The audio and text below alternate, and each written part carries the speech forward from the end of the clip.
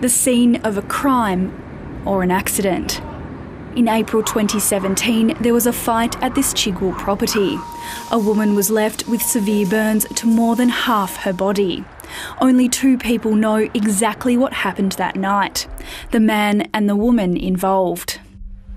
The Crown alleges that night, on the 24th of April, the man poured petrol on his partner and set her alight. Over the past month and a half, the Crown has called dozens of witnesses, including the woman herself. Through recordings of phone calls and messages, they've built up a picture of a violent, broken relationship. The court heard the woman speak about how he'd control her, monitoring her movements by phone or messing with her car to stop her driving. On the day in question, she told him she wanted to break up. That night, he allegedly threw petrol on her. The woman told the court, "I laughed it off. I thought, he's not going to set me alight. This is just another thing he's going to do to make me scared. I went to go out again and this is when he set me on fire with a lighter. I instantly started screaming, 'Help, help, help.'" The man put the flames out and called for help. During the trial, the Crown brought in medical experts who described the severity of her injuries. She endured 5 months of pain and trauma in treatment in Melbourne. In an injury of this nature, you don't recover any normal skin.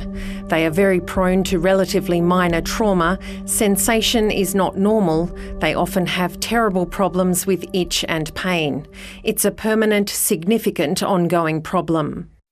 Throughout the trial, the defence has introduced evidence that the woman had a history of mental health issues and suicidal ideation. Taking the stand in the last days of the trial, the man claimed the woman accidentally lit herself on fire. He alleged they were arguing when she picked up the can and shook fuel on herself, yelling, "Do you want to see me burn?" He said she then undid a backpack of his, emptied out the papers and started going through them. She took a lighter out of her pocket and went to light the paper. The ground caught fire because of the fuel. Me and her were both trying to tread it out. That's when she caught on fire. The man's fate is now in the hands of the jury. They don't need to figure out which version of events is more plausible. They need to decide if he's guilty beyond reasonable doubt. And to accept attempted murder, they need to be convinced that regardless of what happened afterwards, for a fleeting moment, the man decided to take the woman's life. Lucy MacDonald, ABC News.